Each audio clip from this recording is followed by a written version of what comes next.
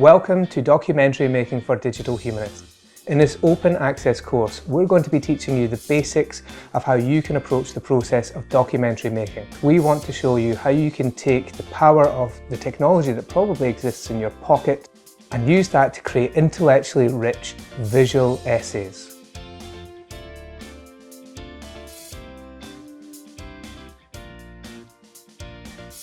Documentary Making for Digital Humanists is an open access book and video series which aims to teach you, the humanist scholar, student or enthusiast, how you can create intellectually rich documentaries and other forms of digital content.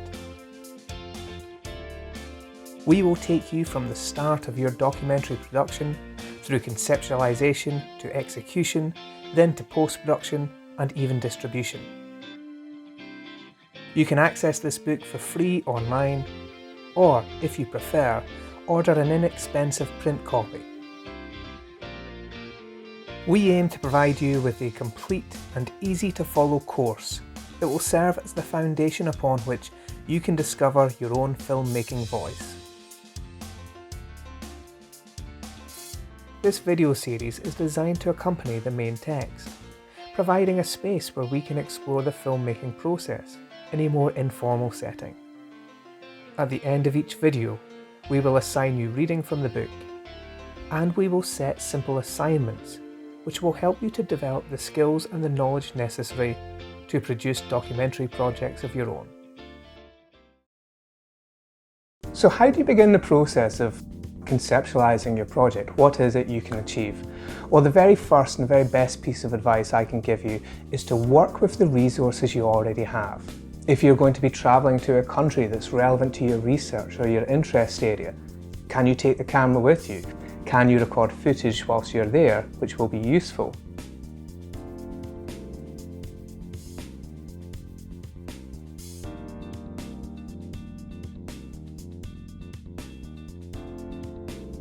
We're in Iceland getting some footage for our film Signals about the history of Scotland, in particular its maritime history.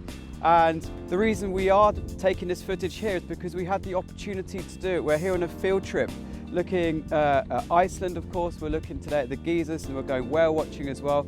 But the real lesson here is that you can get incredible footage to add to your film by taking advantage of the opportunities that you've got. So if you find yourself on holiday, if you find yourself on field trips, take your camera with you. Take footage of the places that you are. You never know where it's going to come in handy. Whatever the resources you have at hand, use them and use them imaginatively.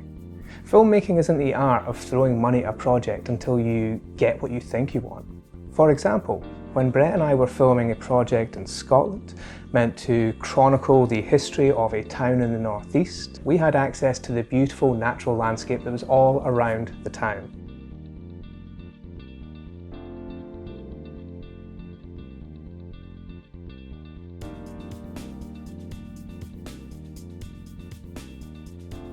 In this specific instance, a small amount of money had to be spent on the costuming, but the actors volunteered their time and the beautiful dramatic landscape around them was already there. We took advantage of what we had and we were willing to invest a very small amount of money in order to create the type of historic reenactment that broad audiences tend to enjoy in this type of format.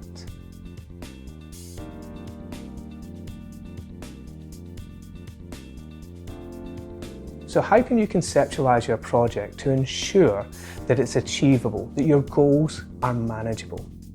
Well, think about the resources you have and think about what you would need to do to make your grand vision come true.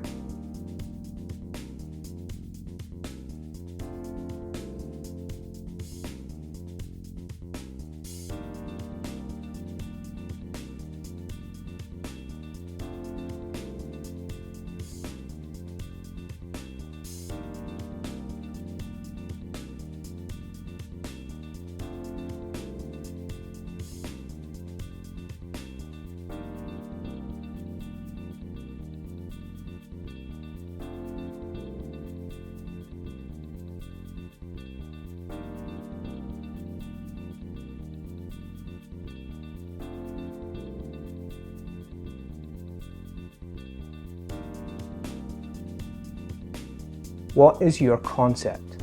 how achievable is it? And what is the most manageable form of that project?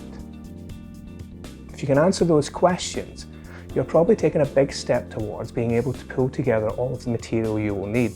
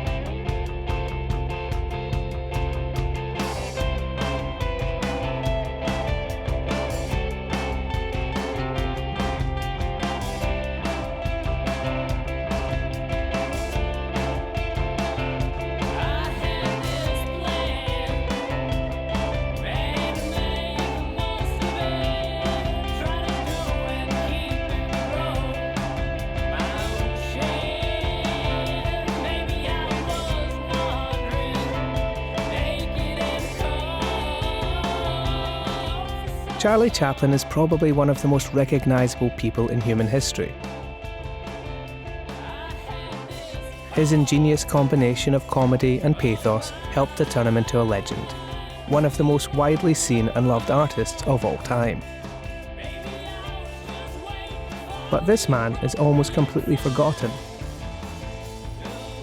His name was Marceline Orbez, and he was one of Chaplin's biggest influences, and, for a time, one of the world's most important performers.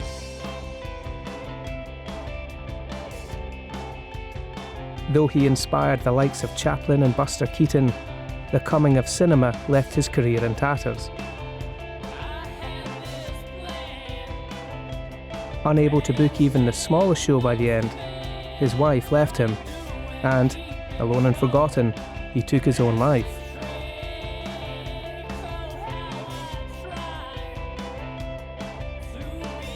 Marceline's story is that of many forgotten performers who helped to shape the very DNA of our culture. They were not always famous, their names and memories are often forgotten, but they were important. So we decided to go on a journey across the globe to find out what was left of the forgotten clowns who helped to shape a century of laughter and sympathy. But what we found was the fine line between laughter and despair, and the terrible burdens faced by those who dedicate their lives to make sure that the rest of us laugh.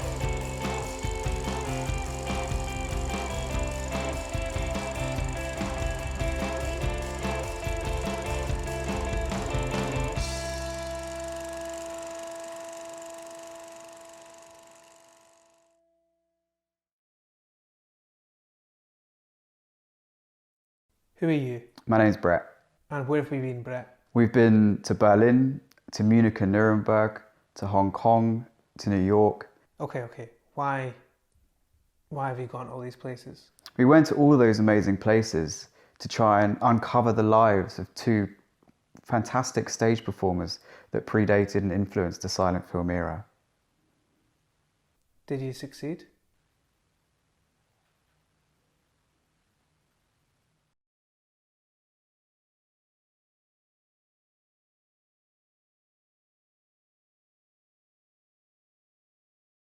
To make matters worse, the very city in which he achieved his greatest successes has since changed beyond all recognition. we know there's no filmic record, right? We know, well, almost certain that there's almost no one left alive who remembers them performing. I don't even think there's an architectural record. There's not even a built record, right? Look at this building here. This is the Hippodrome Centre, New York City. It used to be the Hippodrome Theatre, one of the most opulent theatres in the world. It used to seat thousands. It used to see hundreds of performers, sometimes on stage all at once. One of the most extravagant setups you can imagine. And now we have this bland, uniform, geometrically beautiful, but still uninteresting monument to capitalism. And that's not necessarily a bad thing, but it's not exactly great either. This building stands on the footprints of cultural greatness that no one remembers. I mean, look at it. It's soulless. There's nothing here. It's glass. It's modern. It has no architectural, cultural remnants, legacy of what went before. Exactly. Look, we think of New York as an unchanging place, usually, right? The skyline rarely changes. But it changes all the time. Buildings like this are built on the graves of those who came before them. In New York, even the physical memory of Marceline has been eradicated. We came here to see the Hippodrome building, but it's a lie built upon the forgotten. The original Hippodrome Theatre was torn down in 1939, yet another casualty of cinema's rise and theatre's decline. Even the places he walked, the places he performed, are gone. Memory wiped clean. But if Marceline is forgotten, he certainly isn't alone.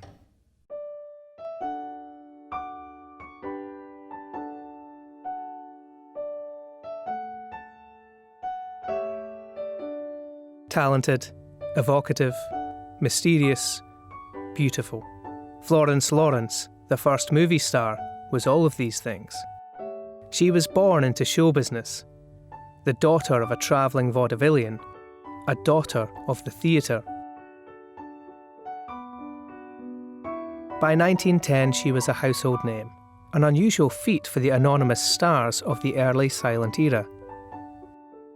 But a series of health and personal problems helped to cripple her career in the second part of the decade. And, after years of playing bit parts, enjoying just a shadow of her former glory, she took ant poison and killed herself. The note she left behind said this: Dear Bob, call Dr. Wilson. I'm tired. Hope this works. Goodbye, my darling. They can't cure me, so let it go at that. Lovingly, Florence.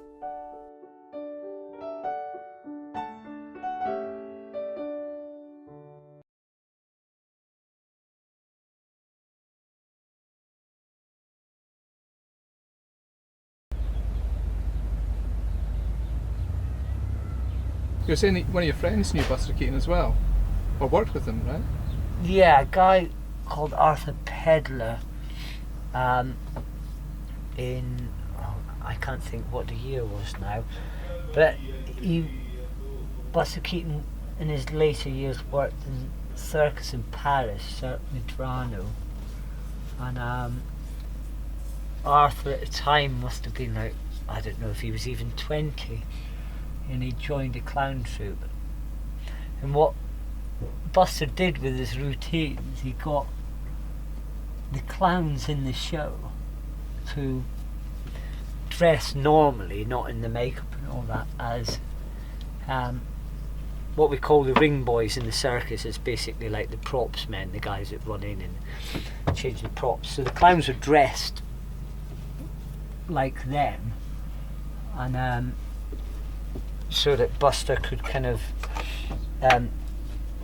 he did a routine where he was trying to take his clothes to the dry cleaners, and he's just trying to cross the ring, and he kept getting in the way of these ring boys who were actually the clowns, and getting like big poles knocking him over, and he'd end up under the big carpet, and then he'd get out but the suit would be under the carpet and all this kind of thing. And Arthur's, I can't remember, there's a few routines he did, and Arthur kind of told me all the routines that he did at the time. yeah, so he got to work with Buster Keaton.